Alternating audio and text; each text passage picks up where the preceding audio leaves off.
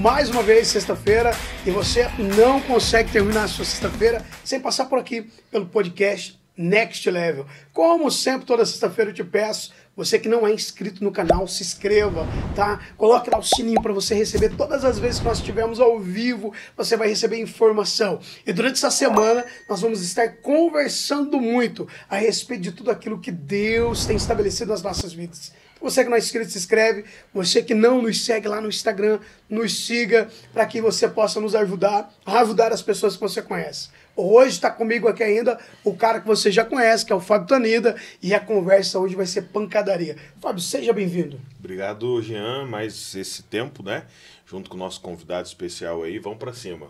Alta frequência hoje. Fala o nome desse convidado, então. Jonathan Hedwa. Ele é o cara do açaí? Assustador, o cara do Jonathan Açaí. Eu nem sei mais o que o cara é, de tanta coisa, né? Mas eu sei que ele é a imagem e semelhança do Deus Altíssimo. Uau, uau! É um grande cara que Deus conectou aí junto com a gente na Next Level. Então Jesus é careca? Não, só pode. Deve ser. Não tem que como legal. jeito. Seja bem-vindo, meu querido. Foi um prazer para nós estar com você esses dias, um prazer grande, né, Tanida? A gente realizar aquele evento da Next Level junto, né? Você veio para agregar muito nessa família que começou pequeno e ela já está ganhando corpo, crescendo. Nós estamos muito felizes, né, do Tanida fazer essa ponte e nós podemos acessar você. Na Paula, minha esposa, ela assistiu várias lives suas.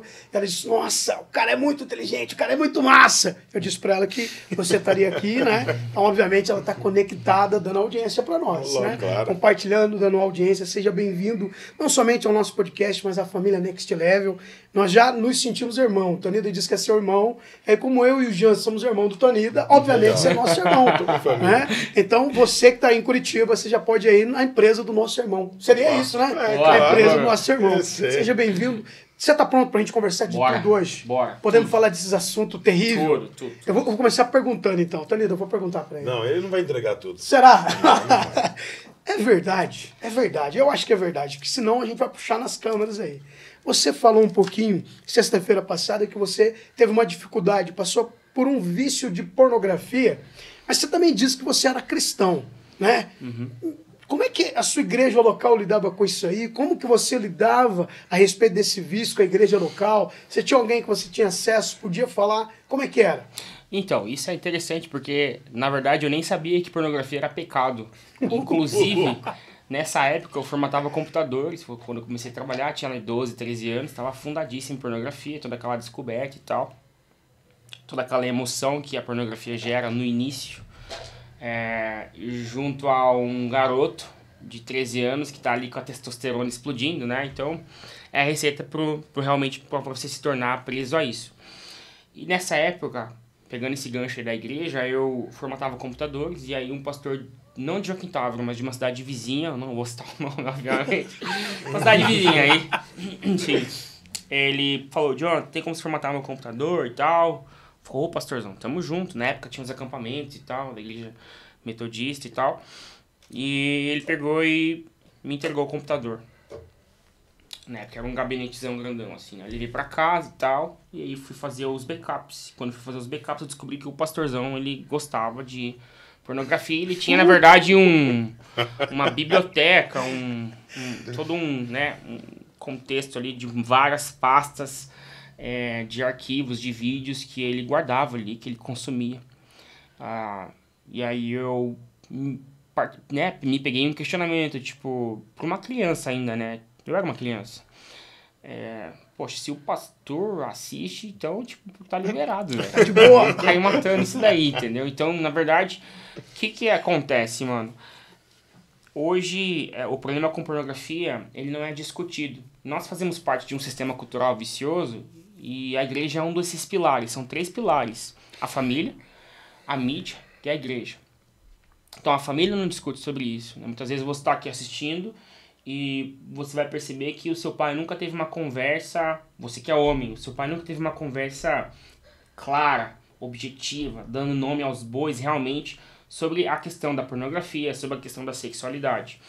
E muitas vezes também você acaba crescendo sem referências do que é certo e do que é errado, dentro de um contexto onde você realmente é bombardeado todos os dias por uma cultura extremamente sexualizada, No meu caso, cresci nos anos 90, ali assistindo Rede Globo, programa do Gugu e tudo isso. Comercial de cerveja com mulher pelada, observando homens que tinham um comportamento na frente da esposa, né? Às vezes o tio tinha um comportamento na frente da esposa, tratando ela como meu amor, querida, bem, vem aqui e tal. Mas longe dela era o cara que mexia com as meninas na rua, que chamava a mulherada de gostosa na sua frente. Então isso cria uma imagem na formação de homem que isso é ser homem. Então tem que tomar muito cuidado com isso. E aí a gente entra na igreja. A igreja ela não discute esse assunto, a igreja não trata esse assunto com propriedade. A maioria dos pastores hoje, eles infelizmente, eles são bloqueados nessa área. Existe um relatório chamado The Porn Phenomenon, do Barna, Instituto Barna, nos Estados Unidos, onde diz que 21% dos pastores hoje, 21% agora mesmo, eles estão presos em pornografia e eles vivem em constante pressão, medo, por abrirem isso para a comunidade local.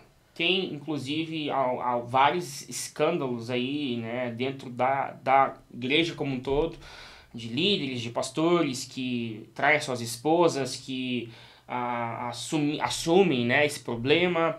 Tem várias situações como essa. Então a gente vê que é uma pandemia, que é um problema que está enraizado em todas as áreas e níveis da sociedade, tanto pessoas pobres quanto pessoas ricas. Você vê que é algo que não é discutido, não é falado.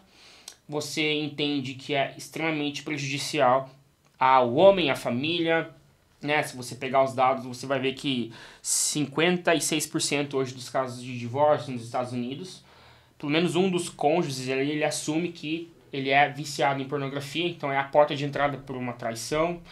Então é um problema que realmente a igreja não sabe tratar. Quando você fala da igreja, eu falo que muitas vezes você cresce dentro de um ambiente religioso onde o líder ali ele não sabe tratar esse assunto, né? Às vezes eu ouvi muito isso, né? Não, você precisa jejuar e orar para ser santo.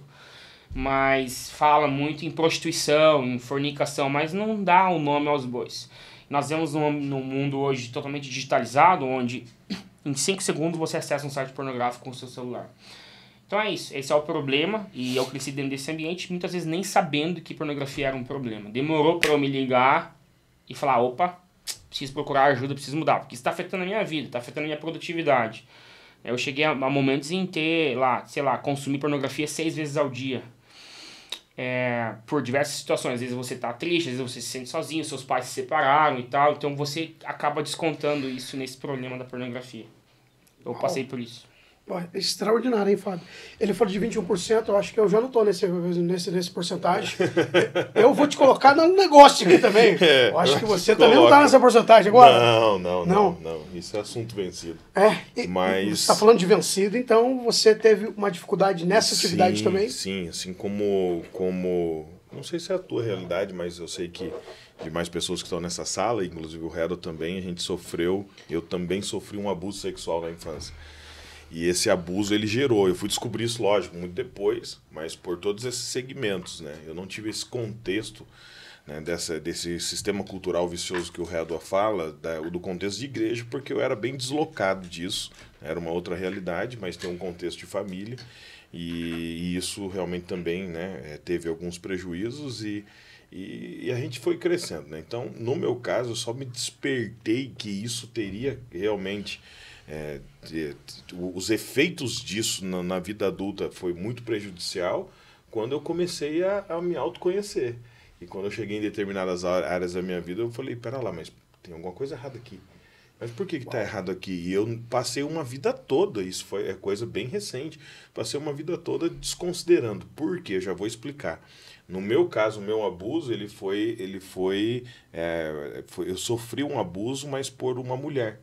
Foi abusado pelo sexo oposto, né? Então era uma pessoa ligada ali ao nosso meio, que ia até a minha casa, uma pessoa mais velha, né? Que ia até a minha casa e me abusava. E quando eu cresci, e a testosterona foi voando, e sem ter essa informação, o que é a informação que eu recebi? Não, homem realmente aproveita de mulher. Uau. Homem realmente, nossa, é bonito você ter uma mulher realmente ali e tal. Só que depois a gente foi descobrir que não é bem isso, né? E quando a gente descobriu, eu tive que tratar isso e foi realmente, assim, libertador, né? Mas o mais complexo, que talvez é a realidade que o Redo está, quando ele se propõe a falar isso abertamente, né? O mais difícil é você entender que existem não só os pastores, né? Esses 21% onde a igreja ela acaba realmente sofrendo e muito mais. Eu creio que esse dado ainda é baixo frente à realidade que a gente vive hoje, até de divórcios e traições que os pastores hoje enfrentam. Mas agora joga isso para um contexto de sociedade total. Quantos homens nesse exato momento tiveram a mesma experiência negativa, né? Que foram gatilhos realmente assim, que foram startando uma coisa ou outra, foram âncoras, né? Que foram realmente assim, criando crenças que até hoje limitam, né? E isso vai parar lá dentro do casamento, na cama dos caras. Isso é uma coisa realmente assustadora, realmente assim. E faz muito mais sentido depois que a gente vence isso, né? Assim como o Redo. Mas eu quero retornar uma pergunta aqui, já que você fez uma ponte aqui, eu vou fazer uma ponte aqui agora direto pro Redo. Se assim, né? Não sei como você falou, que ia entregar tudo, né? Não, manda tudo, mano. Conta pra gente em que momento, qual foi o momento que você olhou assim e falou assim, pera lá, eu preciso resolver isso. Foi o momento que eu comecei a perceber que tudo girava em torno disso. E eu não conseguia avançar em nada na minha vida. Então eu tava um momento preso ali e eu não conseguia mais pensar em nada. A energia sua é sugada. Eu lembro que uma vez eu ouvi de uma pessoa que falou, cara, você só fala que tá cansado. Por que será que você anda tão cansado assim?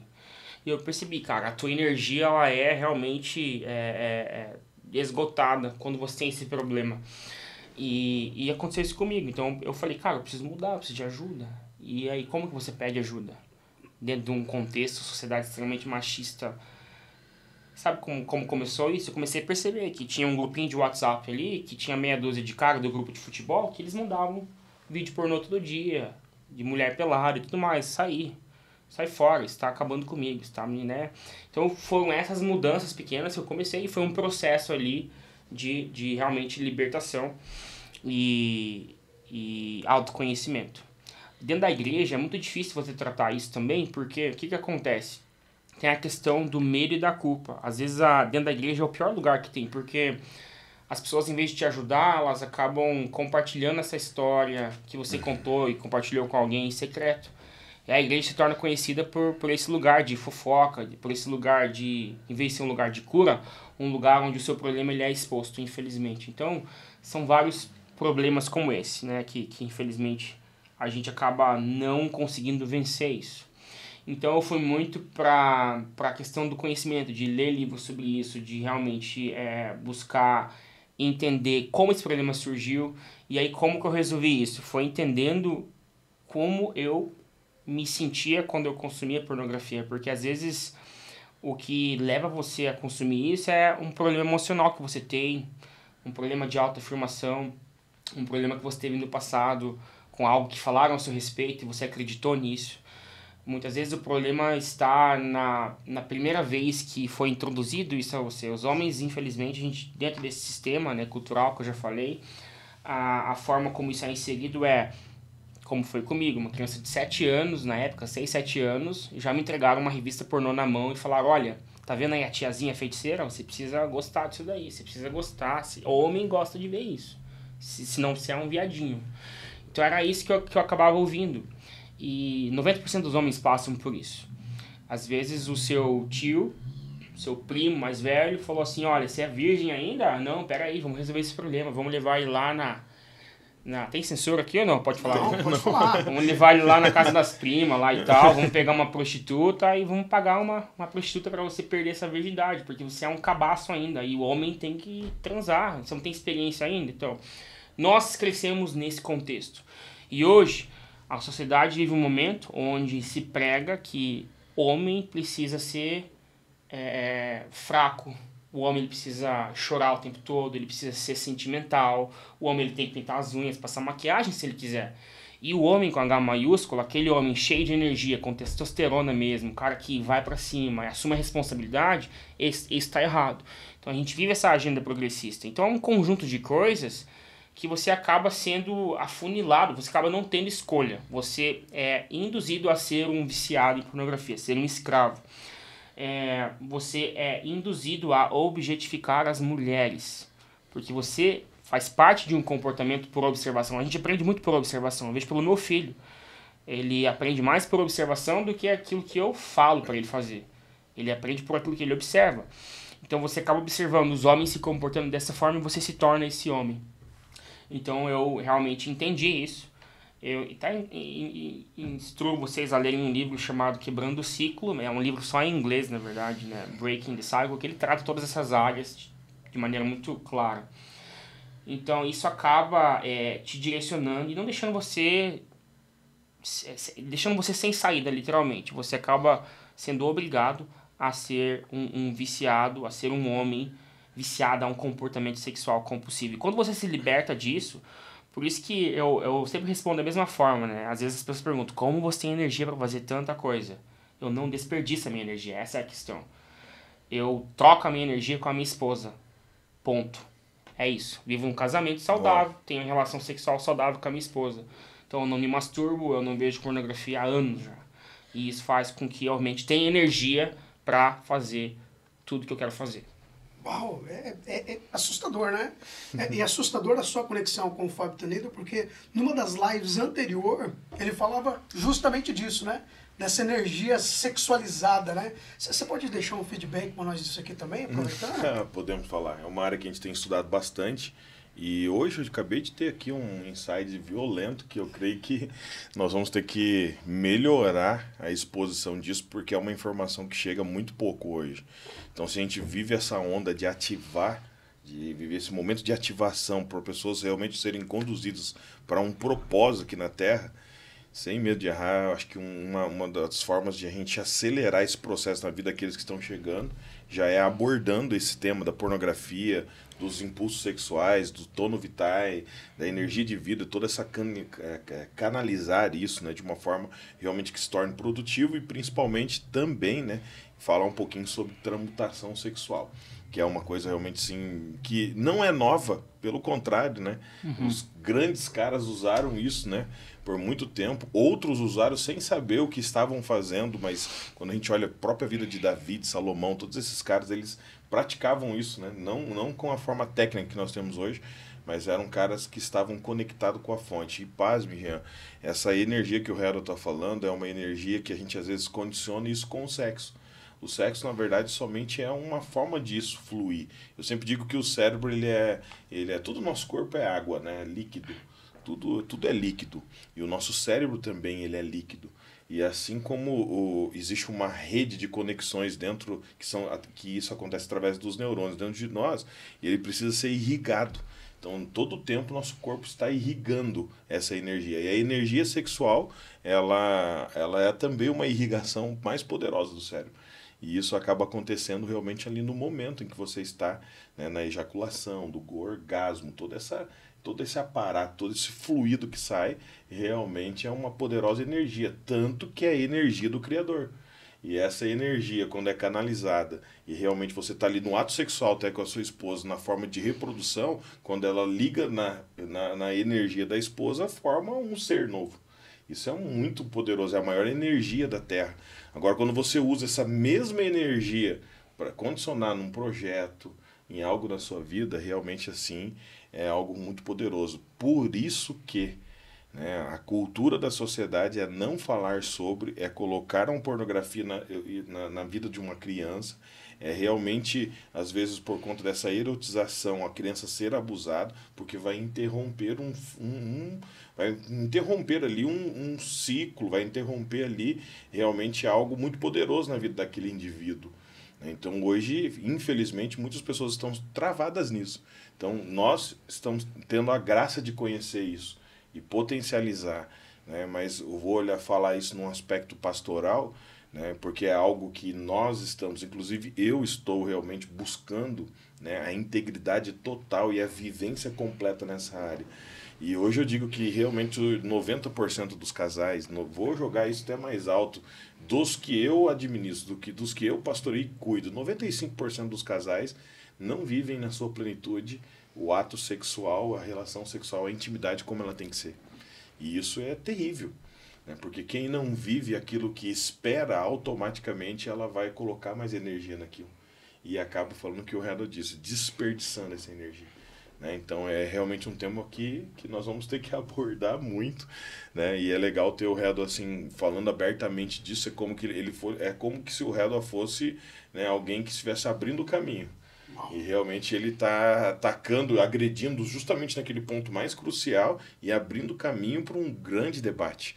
E eu falo isso realmente como pastor, eu falo isso na minha vida, né? Nessa crença limitante que é a igreja, por eu ter vindo formado num contexto que, meu Deus, era quase pecado você ter relação sexual com a esposa se a gente não tomasse cuidado, né? Existe hoje crenças limitantes de alguns sistemas religiosos. Sim. Que não permite que você durma né, com a sua roupa íntima, tem que dormir até de calça, né? Então olha só o quanto esse aspecto é terrível, não só a igreja, mas como a mídia em si também, a própria família, né? Não trazendo uma abordagem realmente limitante nisso, né? Mas nós vamos falar bastante sobre isso. Nós precisamos entender um pouco essa energia. Eu confesso que eu estou nessa fase de entendendo, compreendendo e vivendo realmente assim uma nova fase, que eu já retorno aqui pro Redua. Quando você se descobriu isso, você era casado já, Redua? Quando você enfrentou isso? Foi antes, né? Na verdade, o casamento foi ali como é que eu posso falar isso? O relief, né? Em inglês que fala. Foi o ponto de... O prêmio. O prêmio. Bom, eu lembro que antes de casar eu fiquei 1 ano sem nenhum tipo de contato com nenhuma mulher. Eu falo assim, de beijar na boca mesmo, sabe? Tipo, e esse ano foi o ano que eu realmente falei, a partir de agora eu fiz um trato com Deus, né? Falei, beleza, Deus, só que a próxima que aparecer eu vou casar. Tanto que quando eu conheci a Leila, a gente namorou 4 meses, noivou, casou em 10 meses. Foi menos de 1 ano, né? Então, foi isso. Realmente, foi nessa época que realmente eu fiz aquele trato ali com Deus e me libertei disso. Só que o que acontece? Muitas vezes você é casado, né? E você tá com esse problema e às vezes você se separa porque você perde intimidade com a sua esposa. Então, experimenta isso. Experimenta você que tá viciado em pornografia. Fica 2 semanas, você vai aguentar, às vezes não aguenta nem 1 dia, né? Mas enfim, experimente ficar 1 semana sem encostar no seu amiguinho. Vou falar dessa forma para ficar mais gourmetizado aqui. Gostei do amiguinho. Sem olhar pro seu amiguinho, sem consumir pornografia. E vai lá, vai ter uma relação com a sua esposa para você ver a diferença. Experimenta isso, cara. Eu vivo isso hoje, né? Então, a relação sexual ela se torna um prêmio. Você faz a sua retenção seminal. E a gente tá falando de transmutação sexual aqui. É muito legal falar disso, porque você pega... Vou falar só alguns nomes, só. Isaac Newton, Nikola Tesla, Albert Einstein, Bill Gates, Steve Jobs, Elon Musk. Esses caras praticam transmutação sexual. O próprio Thomas Jefferson. Esses caras praticam isso. Eles entenderam. Inclusive da Apple... Eu esqueci o nome dele agora, meu Deus do céu. O Steve Jobs, desculpa. O Steve Jobs, no livro dele, ele fala disso, cara. Ele fala que ele pedia pra esposa dele, olha, amorzão, seguinte, vamos ficar aí 60 dias sem sexo. Por quê? Porque eu preciso fazer o iPhone novo. Então, assim, tipo, eu preciso concentrar a minha energia, transmutar esse poder que eu tenho, que é a maior energia, como o Fábio falou, que é a energia de gerar uma vida. Eu preciso transmutar isso, pegar essa ânsia, esse hunger, né, que tem, tirar isso daqui e colocar isso aqui, ó. Transmutar essa energia, porque isso é uma energia de criação. Isso vai me ajudar realmente a usufruir dessa energia para criar algo novo. Então, é muito isso. Quando você entende isso, você consegue ter energia para criar coisas novas, para realizar coisas, para fazer projetos. Às vezes você hoje acorda de manhã e sua vida é uma merda, literalmente, porque você está afundado em pornografia. Só resolve esse problema, você vai ver que muita coisa vai começar a fazer sentido para você. Você vai começar a ter ideias, você vai começar a ter energia para produzir, você vai começar realmente a ter um relacionamento melhor. Sabe aquela questão de olhar nos olhos das pessoas? Eu sinto isso, Jean. Às vezes eu chego num lugar, os homens eles se sentem atraídos por mim, eu percebo isso, porque eu tenho a minha energia sexual em alta. As mulheres também, não no sentido sexual, no sentido de, cara, eu quero estar perto de você. O que você tem, mano? O que é isso que você tá, né? Eu sinto isso. E eu também olho no olho da pessoa e eu entendo e eu vejo se a pessoa ela tem, né, esse problema ou não. Eu consigo perceber isso, essa energia, né? Então, é muito isso. É você ter esse entendimento, você praticar isso e você colher os frutos disso. Quando você começa a exercitar, a brincar com isso, É incrível, os resultados estão aí, eu posso provar, eu sou a prova viva disso. Extraordinário, hein? Ana Paula, então, infelizmente, a gente vai ter que ficar aí 60 dias. Não, toma cuidado. 60 dias para se concentrar. Não, brincadeira. Vamos chegar lá. Vamos chegar lá. Vou esperar o Tanida chegar primeiro. Isso é um nível de expansão. Perigoso. É um nível de expansão. Mas olha, falando disso, eu tava falando isso com a Michelle mesmo, essa semana, com a minha esposa. Falando assim, Mina, vamos chegar nesse ponto. E a gente vê o texto da palavra, né? Que fala assim, olha, a única forma de você se abster da sua esposa é por um momento de jejum e de oração, e isso haja concordância entre o casal, mas seja por um período pré-estabelecido para que não venha a tentação ou o tentador. É fantástico. É a própria palavra ensinando sobre transmutação sexual. Né? Então ela usa um contexto religioso, mas é a pura realidade. Né? Então a gente não precisa testar com 60 dias. Não. Né? Calma, testa isso uma semana, depois 10 dias, e canaliza isso. Isso é um teste. Gente. Ó, eu vou fazer 10 anos de casado, inclusive. E lá em casa a gente tem um acordo tranquilo, de uma forma muito tranquila. A Leila é tranquila de falar disso, eu sei que eu posso falar tranquilamente. Mas eu não fico uma semana sem um momento íntimo com a minha esposa. Porque eu sei que a partir de uma semana eu vou começar a abrir brecha, porque a energia sexual é como um rio que você tenta represar. Você consegue represar por um tempo, mas é impossível você represar isso por muito mais tempo. Ela vai ter que ter o escape uma hora. Então, quando você consegue trabalhar isso, é muito saudável, é muito gostoso. E sabe por que o poder da criatividade acontece na transmutação? Porque realmente é uma ação cerebral. Por isso que a pornografia, a visão, né, o córtex pré-frontal, ele vai pegar as imagens. Por isso que quem é viciado em pornografia é muito ligado à imagem. Na verdade, tudo é imagem. E a medida da cor que você coloca aquilo é que ele vai absorver. Quando você tem esse entendimento que existe um propósito, uma multiplicação, essa energia, que é a mesma base da energia nuclear que acontece dentro do seu cérebro, ela vai ser acumulada. E aí você vira uma bomba atômica mesmo, literalmente, quando você consegue canalizar. Então, essa criatividade, ela é de uma forma muito potencial. Então, você consegue potencializar o teu processo criativo. Quando isso acontece, logo, você não pode demorar muito tempo, porque senão isso explode mesmo, literalmente, a sua cabeça. Então, quando você tem aqui a vazão do fluido, você está dizendo para o seu cérebro, agora sim, a recompensa chegou, estamos preparados para o próximo processo criativo. É muito top. Doido. Precisamos, isso são os impulsos que movem a nossa vida. Essa é a pegada. Ontem eu assisti um documentário, né, e foi muito bacana assistir aquele documentário, que é um documentário que fala sobre o poder do universo mesmo. E ele exemplificou a energia sexual dessa forma, num contexto, no mundo animal. Ele pegou um felino e o felino estava atrás da caça. Né, a necessidade humana, a fome. E esse felino, ele foi atrás da caça e foi, gastou toda a sua energia naquilo.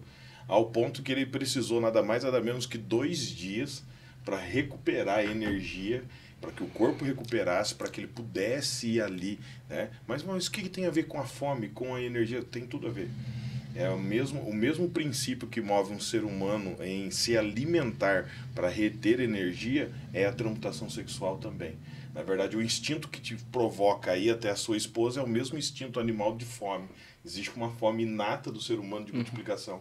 Isso é muito doido. Quando você entende isso, fica assustador. Mas não só você entender, né? Para quem é casado, a sua esposa vai ter que entender sobre isso também, senão vai dar confusão. Você falou que precisava estar em concordância, né? Tem que ser em concordância. Eu vou entrar em concordância. Vai. Vou entrar em concordância. Jonathan, você falou uma parada bem legal a respeito de tudo isso aí. Algumas pessoas não são viciadas em imagem de pornografia, né? Algumas pessoas gostam de conversa picante a respeito de sexo. Então, ele não assiste um vídeo de pornografia, mas ele assiste um vídeo de documentários que falam desse mundo de pornografia, de como foi essa relação sexual, de como se portava, né? Eu conheço alguém, né? Eu não vou falar o nome, mas eu conheço alguém, muito amigo meu, tá lá na minha rede social. Você vai procurando lá, né? Ele gosta de conversas picantes. Inclusive, ele quando namorava uma pessoa lá no passado, essa namorada achava uma parceira sexual, ele tinha relação com essa outra pessoa e voltava para contar para ela como que era a relação. Então ele não é viciado em mais de pornografia, mas ele é viciado em conversas picantes. Isso também tem a ver com isso que você está falando? Sim, total. Isso é um comportamento sexual compulsivo.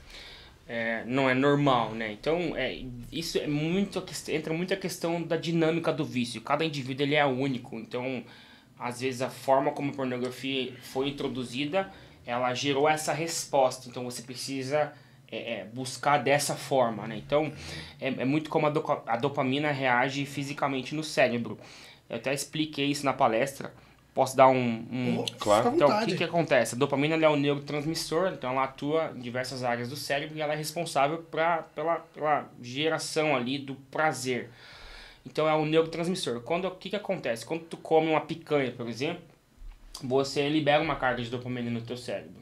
Então, ontem nós fizemos peixe frito lá em casa. Meu pai fez um peixinho, uma tilapinha lá. Fazia um tempão que eu não comia. Cara, que eu comi, deu aquela sensação gostosa, né? De trazer a memória, a infância e tal. Isso é dopamina sendo injetada no seu cérebro. E aí, das atividades humanas, qual você acha, você que está aqui assistindo, que é a mais prazerosa? É o sexo. Então, quando você tem uma relação sexual normal, tô falando, né? Dentro do casamento, você com a tua esposa ali, você libera uma porrada de dopamina quando você tem um orgasmo. O que acontece? Para você chegar naquele orgasmo, você que é casado, você tem que trabalhar durante o dia, você tem que chamar sua esposa de linda, você tem que falar, bem, você tá uma cheirosa hoje, você tem que, né, fazer toda aquela dança do macho. E você vê isso no reino animal também. O touro, quando ele quer lá e pega na vaca, ele também, né, ele raspa o chifre no chão, tem toda aquela coisa, né, você vê nas aves isso. O passarinho, ele vai lá, ele faz toda uma dança, daí ele mostra as cores dele, o macho, né, pra fêmea, pra ele encantar a fêmea, pra daí ele ir lá e ter um momento dele de prazer. Com a gente não é diferente. O que acontece com a pornografia? Ela tira isso. Ela fala assim, você não precisa se esforçar. Toma aqui, ó, 5 segundos, você tem todas as mulheres, todos os peitos, bundas diferentes que você pode imaginar. E aí isso gera ali aquela carga altíssima de dopamina. Quando você entra, você consome, tem aquele mar de imagens, vídeos, filmes. Você fica lá horas navegando, escolhendo o teu favorito.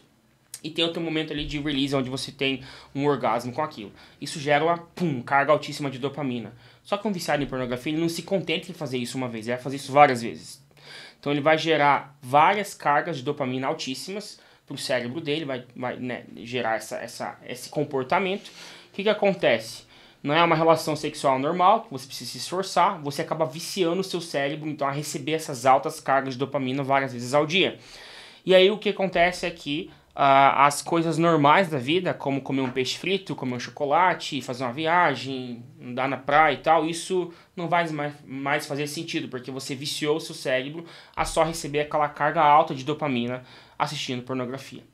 E aí acontece o seguinte, esse neurotransmissor, o seu cérebro fala assim, cara, tem alguma coisa errada, não dá pra você ficar assim, você tá maluco? Me enviando essas altas cargas de dopamina várias vezes ao dia. E aí existe um negócio chamado mecanismo de tolerância à droga, que é a mesma coisa de um viciado em cocaína, por exemplo, ou um viciado em droga, onde o cérebro ele realiza ali um sistema de autodefesa a essas altas doses de dopamina, fechando os receptores ali do neurotransmissor. Então quando o cara assiste aquele vídeo da atriz pornô favorita dele e tal, porque você sabe, você que é viciado, você tem uma atriz pornô favorita, você sabe isso. Então, quando você vai lá e assiste, você não tem tanto prazer mais, porque o seu cérebro está te defendendo disso, dessa alta carga de dopamina. Aí o que acontece? Obriga o viciado a procurar um outro tipo de estímulo. E aí entra nessa questão de conversa. Agora eu não quero mais ver um vídeo, eu quero ver uma conversa. Quero ligar um chat online aqui e ouvir, ter uma conversa, a mulher ali gemendo do outro lado para eu ficar excitado e ter um orgasmo.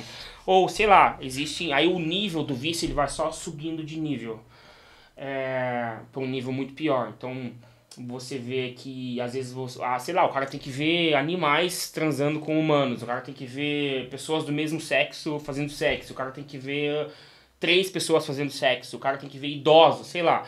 Começa a ficar cada vez mais bizarro. E aí que surge o que está mais crescente hoje, que é, infelizmente, a pornografia infantil. Só hoje existem estudos aqui, eu tenho aqui o dado, 2008, o Internet Watch ele encontrou 1.540 domínios registrados na internet de pornografia infantil só nos Estados Unidos.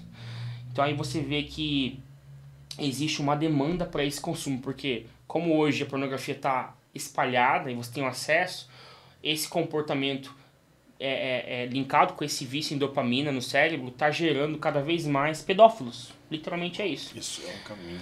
Então, sem contar a Deep Web, né, que são esses sites escondidos que você só acessa por um navegador específico. Então, a pornografia infantil está crescendo, os casos de estupro, violência com crianças está crescendo, e isso tudo devido a esse comportamento sexual compulsivo, a tudo isso que a gente está vivendo. E é um assunto tão assim, se você olhar, né, uma camada, quando você olha, para mim acho que o fim de tudo isso, de todas as orgias e todo o comportamento compulsivo sexual e todas as formas de fetiches, de formas que eles vão lidar com isso, para mim o pior deles, realmente, o final dele é a pedofilia, não tem como a gente fugir disso, então o número de pedófilos realmente cresceu.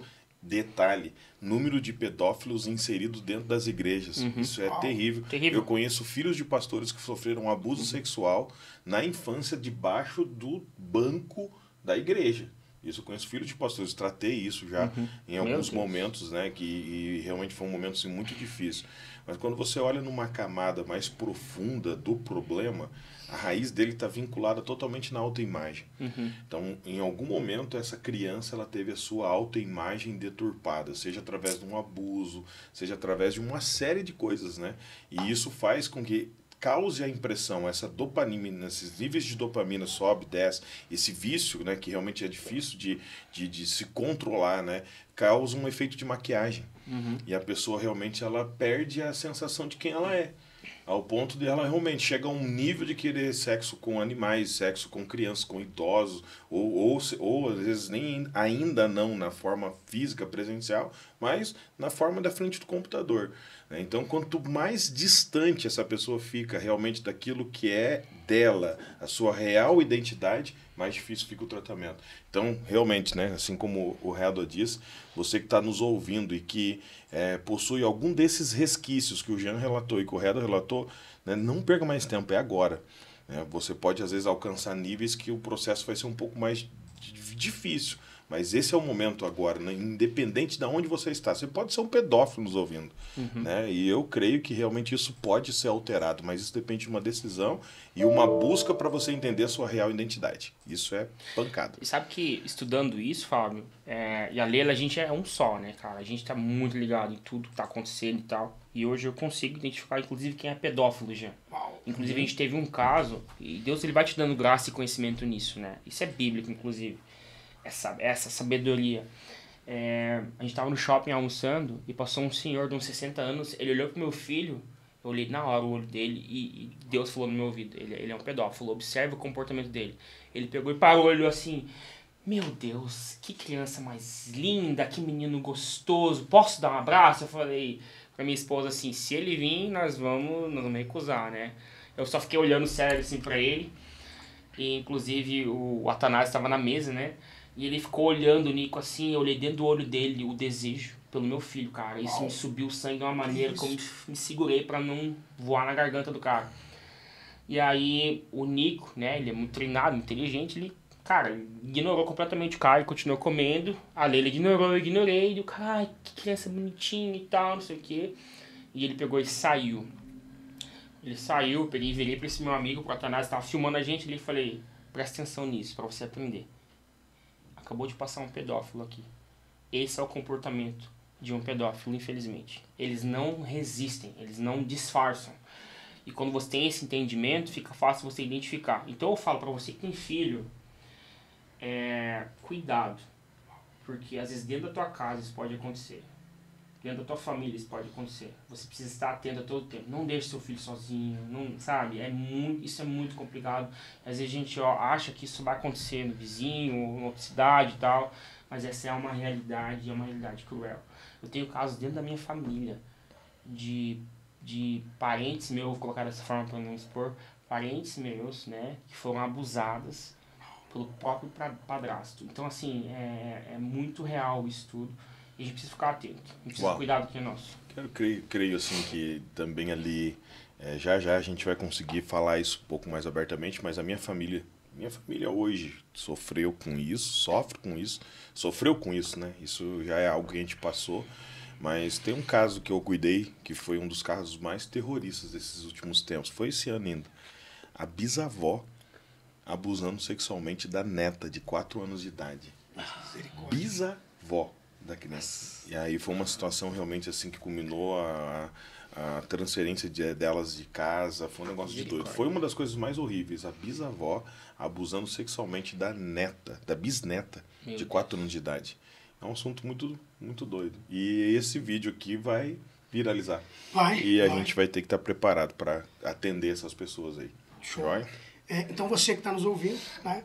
Se você identificou que você recebeu um abuso, você vai ver aqui um telefone, né? Enquanto você está assistindo essa live, você vai poder entrar em contato. Obviamente, nós vamos cuidar do seu nome, mas nós queremos transbordar isso na sua vida. Às vezes você está numa casa e você está observando o seu padrasto te observar. Nós queremos te ajudar. Nós queremos te ajudar. Esse é um tempo de nós sairmos da nossa zona de conforto. Nós temos ferramentas e modo para te ajudar.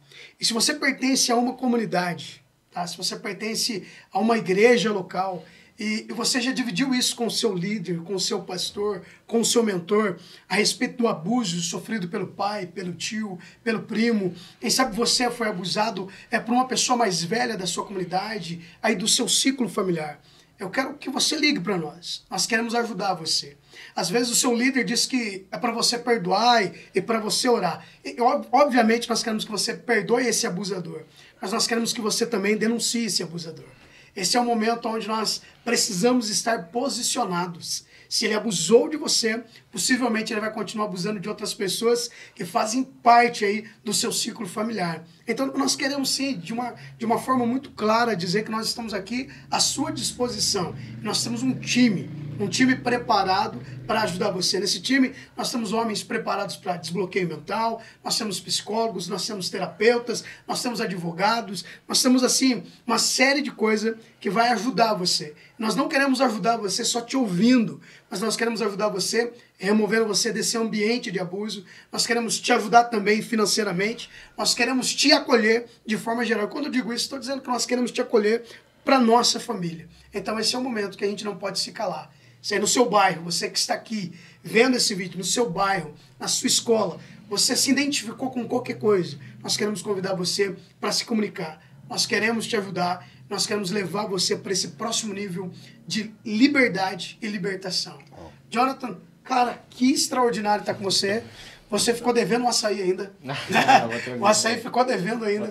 Mas foi um prazer gigante estar com você nesse dia de hoje. Nossa gratidão, que você continue transbordando sobre a vida de muitas pessoas. Assim como lá no evento a gente teve tive um feedback bacana, né, de uma das pessoas que caminham com a gente como a Next Level, a Andrine, sobre a vida do Redo. E ela compartilhou ali um momento de desbloqueio, né? E eu também fui desbloqueadaço hoje nesse nosso bate-papo. E eu quero me comprometer aqui publicamente em falar mais do que eu vivi e da que a minha casa viveu por conta do abuso sexual. Tá? Se levantou hoje aqui, eu fico até muito feliz mesmo, porque não tinha visto com esses olhos, Edson. E eu tributo isso, gratidão pelo teu transbordo. Você é um cara que acabou de me desbloquear aqui e eu preciso falar sobre isso, até porque eu tenho muito conhecimento sobre isso, estudei muito sobre os efeitos do abuso. Vamos lá. Vamos falar mais sobre.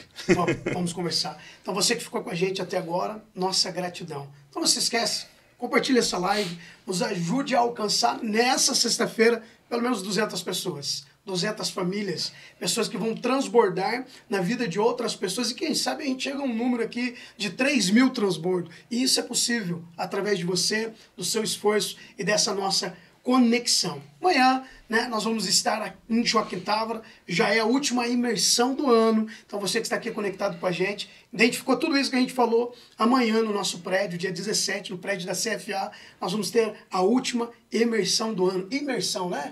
Imersão. E você está convidado para estar com a gente lá, nós vamos começar a postar aqui já, então vai para lá. Se você precisa de uma conversa pessoal com cada um da nossa equipe, nós vamos estar lá para atender você, para ajudar você e socorrer. Foi um papo de alta frequência, né? Uau. E essa é uma bandeira que nós já levantamos agora, porque você se comprometeu de falar desse assunto e levantamos uma bandeira sobre isso. Fechou. Grande abraço, até o próximo podcast. Uau.